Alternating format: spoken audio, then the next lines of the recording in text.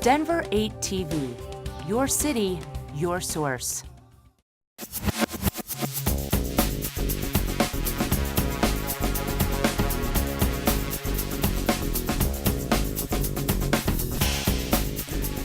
Good afternoon. Good afternoon. How are you guys? Good. Good, I'm good, thank you. Wow, what a nice, polite group of kids.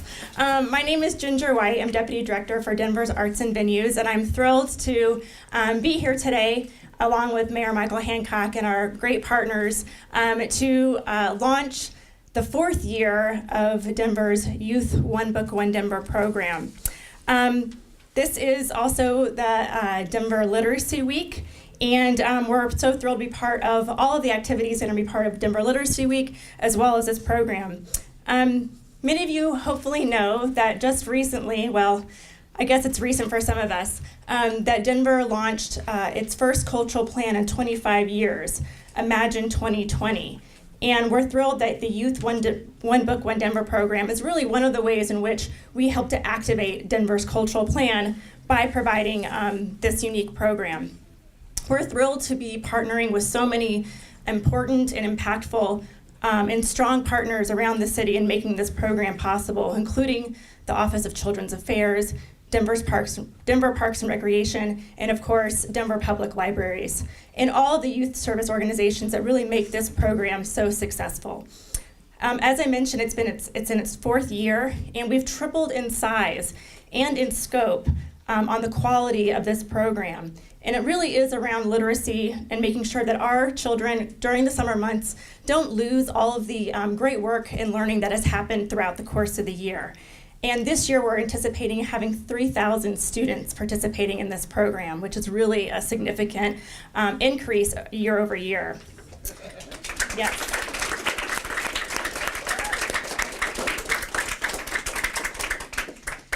Inspired by Imagine 2020, again, our new cultural plan, this year we're pleased to partner with Book Trust, a national literacy organization based right here in Denver and sponsoring Denver's Literacy Week.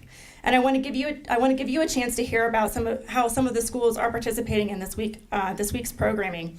So without further ado, I'm happy to introduce Dr. Abigail Brown, principal of Munroe Elementary School. Thank you.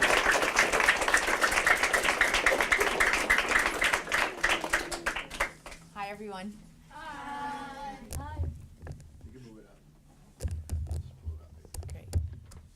So I'm Dr. Abigail Brown, and we are so extremely proud to host today's event at Munroe Elementary School.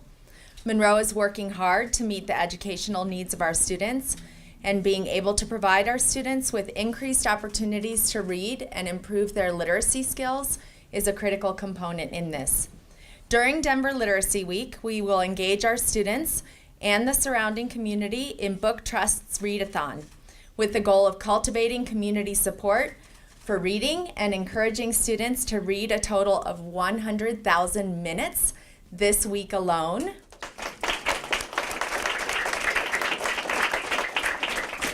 We actually launched this effort this morning by asking every single member of our school community to drop everything that they were doing at the moment and sit down and read for 15 minutes. So students carried books wherever they were headed this morning, and when that announcement came on, every person in our community dropped everything to take that opportunity to read.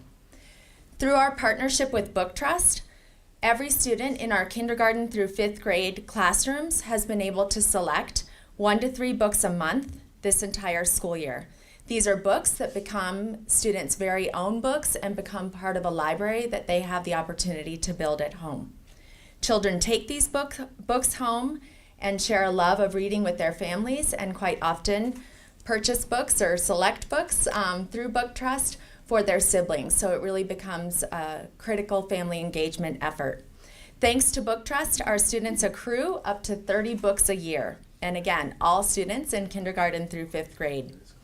For many of the students we serve, Book Trust presents an opportunity for greater exposure to books, sometimes the only exposure to books that students may have in their homes, and for more family engagement with reading.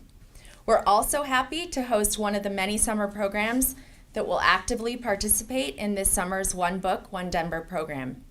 Not only will students read the book, which we'll find out the title of shortly, but they will also participate in a variety of hands-on activities that will bring the book to life, in particular through our Summer Slam program, operated in partnership with the Department of Extended Learning and Community Schools. It's a continuation of our comprehensive after-school programming, which offers our students increased educational opportunities all year long. The summer program will offer a variety of science, literacy, arts, and movement activities 5 days a week for 8 weeks for nearly 200 of our Munroe students. So at this time, I'm extremely honored to introduce Mayor Michael Hancock to get what we've all been waiting for, which is the unveiling of this year's Youth One Book, One Denver selection.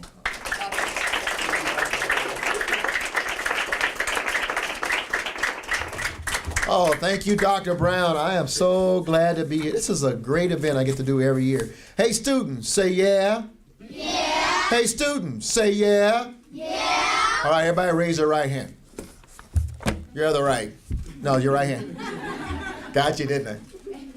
Are you ready? Repeat after me. I solemnly swear. I solemnly swear To read. to read Every day. every day This summer. this summer. I promise. I promise To read as much. to read as much During the summer. during the summer As I do in school. as I do in school. If I don't read. If I don't read, I know. I will. Have. Summer loss. Of learning. So this summer. I pledge. To remain. Smart. Smart. Thank you. All right. So, hey students. Yeah. Hey students. Yeah. All right, listen up. This is the 4th annual Youth One Book, One Denver program. Give it up. Make some noise. Come on. We do this because it is important that our young people read throughout the summer months to guard against summer learning loss. And it is critical. It's important that you hit the school year in August, ready to run and ready to learn, continue learning. But if you lose over the summer month what you gain during the school year, then it's much harder. It's harder for you as well as it is for your teachers. So it's important that we provide these opportunities throughout the year that focus on this passion of learning and reading. And we want you to read through this important program that Miss Ginger, say hi Miss Ginger, Hi, Miss Ginger. talked about in Imagine 2020. The vision of lifelong learning. And I am happy to declare that this week, May the 11th, 2015, at Denver's first Literacy Week. Is that all right?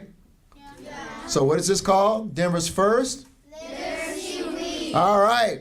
And as you've heard from Dr. Brown, Munroe and other schools across the city will bring Denver Literacy Week to life by participating in the Readathon, which you guys have already started. Sponsored by the Book Trust. And we want to thank is anyone here from the Book Trust? No one? Oh, of course. Should have known. You're going to come up and speak, Amy? You say anything? No? Okay. All right. So they, as they mentioned, are important. It's important to get the books in the hands of students. And that's what the Book Trust is all about. And they share our commitment to make sure that you have books to read during the summer months. And so we want to thank them for their partnership. Say thank you, Book Trust. Thank you, Book Trust. Look over at Ms. Amy Freeman and say, thank you, Book Trust. Thank you, Book Trust. And we are also committed to making sure that throughout the summer, by working with other nonprofits in this community, there are a lot of people who come together to make sure you have books and you get to participate in Youth One Book, One Denver. Let's hear who they are, okay? So when I say a name, you say, yeah. Can you do that? Yeah. That's what I'm talking about. I want to thank all of our Youth One Book, One Denver partners for the summer program. Denver's Arts and Venues. Yeah. Denver Office of Children's Affairs. Yeah. Denver After School Alliance. Yeah. Denver Public Libraries. Yeah. Denver Public Schools Department of Extended Learning and Community Schools. Yeah. All right, Denver Public Schools Family and Community Engagement. Yeah. The DU Bridge Project. Yeah. Heart and Hand. Yeah. Mi Casa Resource Center. Yeah. Open Learning. Yeah. Summer Scholars. Yeah. And the YMCA. Yeah. Give them a round of applause. So here's what's important. 3,000 students. So you got to help us get 3,000 students. You got to tell a friend to tell another friend, grab a book and read this summer. Since you pledge, you got to make sure all the other students pledge, right? If you are not a part of the Youth One Book, One Denver program, you can do that. You can grab one of these books and participate by going to our Denver Rec Centers. How many of you have the My Denver card? You got a rec card? My Denver card? Come on, hands high. We got work to do with this crowd, y'all. All right, we got it. We got to get to Dr. Brown. All these got My Denver card. High? All right, good deal. You can do it through our drop-in activities at the with your My Denver card. You can grab the book. Denver Public Libraries is in house. All the people from DPL Library, Denver Public Library, raise your hand. We want to thank Michelle Jensky for being here. Thank you, Michelle, our librarian. They're helping us. They're going to have numerous copies of the book we're about to unveil today, so you can check out. And she's going to be hosting some author events and programs. So those of you who want to get to know our author a little better, you're going to get a chance to do that. And one of my highlights, of course, is the sense of community that it creates. So you get to sit with a lot of other students, not just the Munroe students, although y'all cool, but you're going to get with some other students from throughout Denver and get a chance to discuss your thoughts and some of the things you learned from this great book we're going to unveil. So we are very lucky to have one of our local authors who is he'll be making several appearances throughout the summer to engage book discussions with our young people. This is pretty cool for an author to be selected. And that's why, without further delay, are y'all ready? Yeah. A little louder? Yeah. You ready to find out the 2015 Youth One Book, One Denver book? Yeah. All right, well, come up here. Y'all help me to welcome Dom Testa, Dom is a pretty cool dude. This is a guy, you turn on the radio, you can actually hear him. He is on the morning radio show, which is broadcast on the Mix 100, right? So y'all welcome the author of the book. The author of the book, Dom Testa, I'm gonna get this name right, Testa. Come on up here, Dom. We're going to unveil this thing. On the count of three, everybody say, yeah. Ready? Yeah. 1, 2, what? 3. Yeah. The time is first.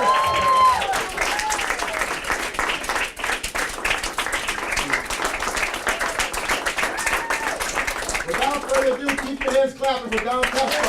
All right.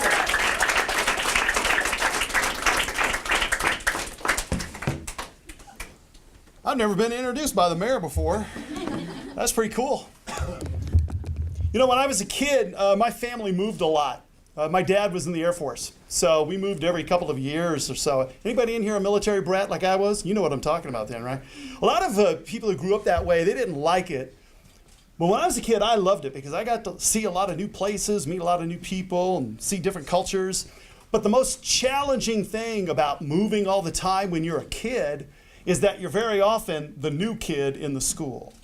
And if you've ever been that kid, you know how difficult that can be because you got to meet new friends, you meet new teachers, you got to learn your way around a strange school all the time. But in all of that moving around that I did, I always had one thing that was constant in my life besides my family. That's books.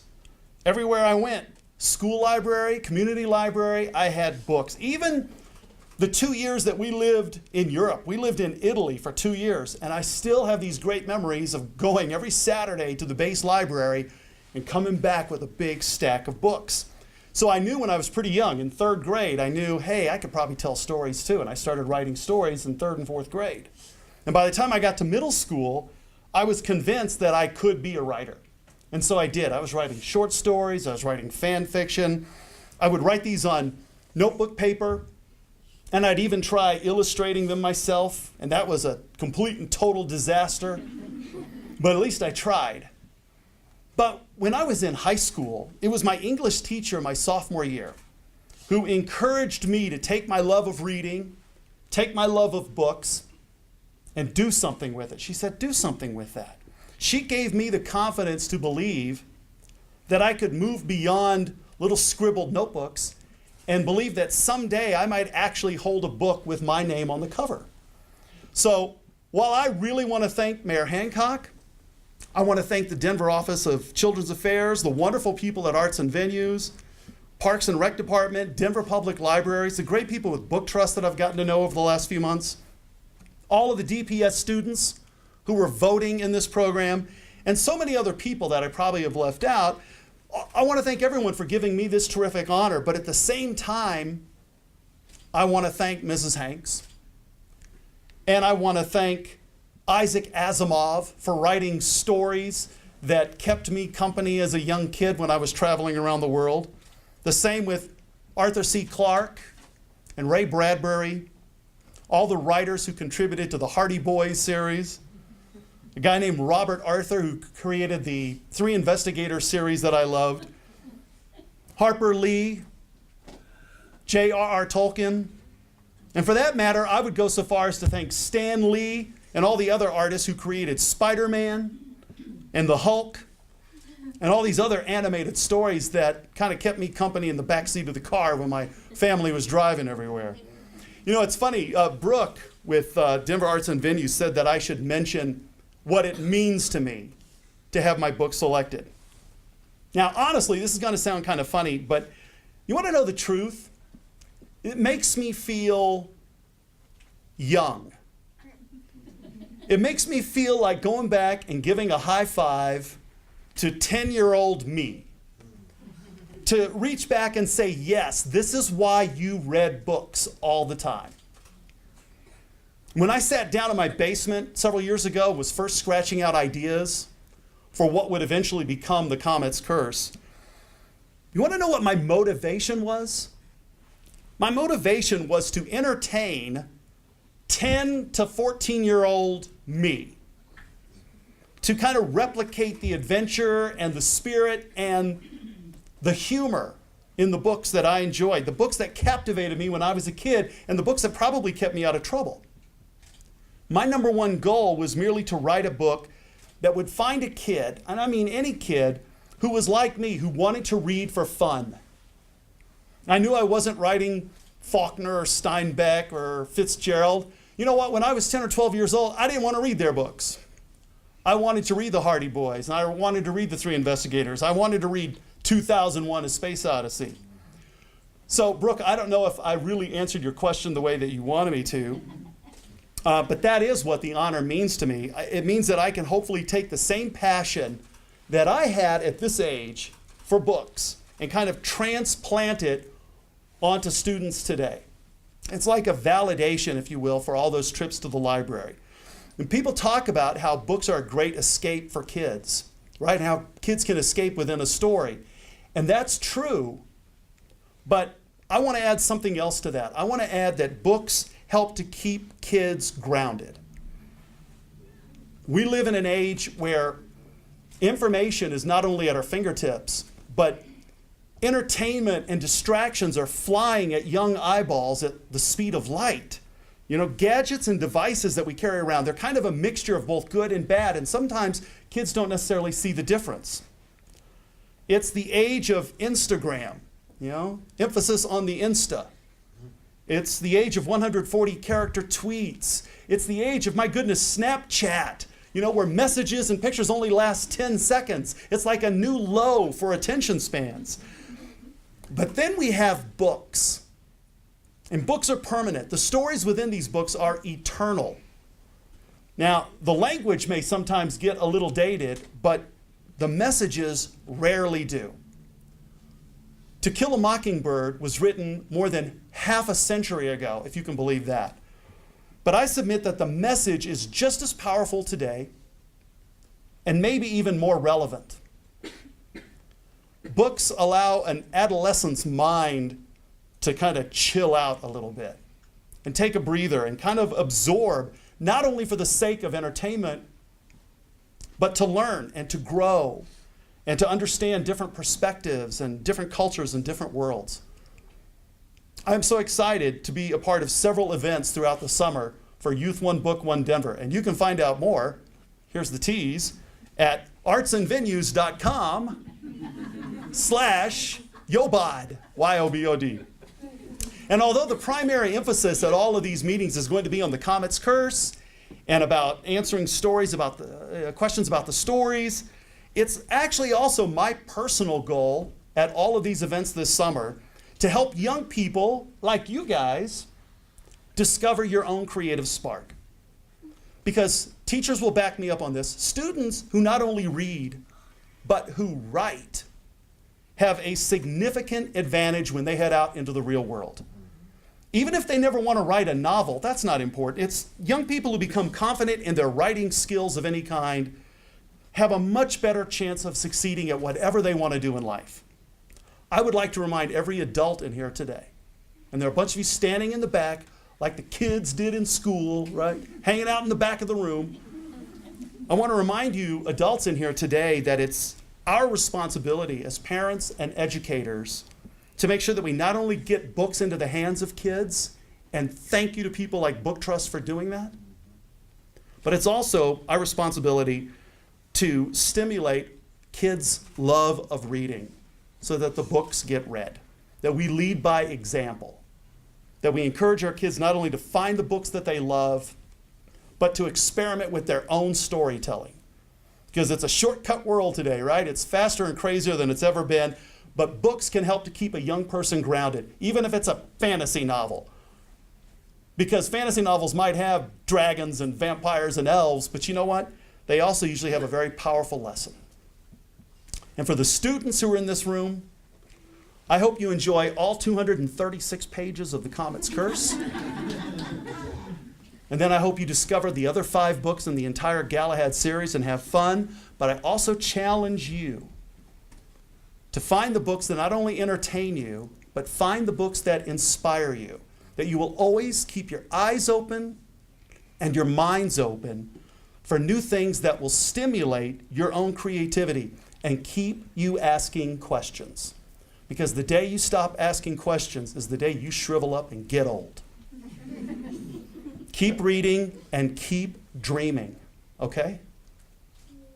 I am looking forward to a great summer season with Youth One Book, One Denver. Thank you so much for this great honor. It is truly something I will never forget. So thank you very much.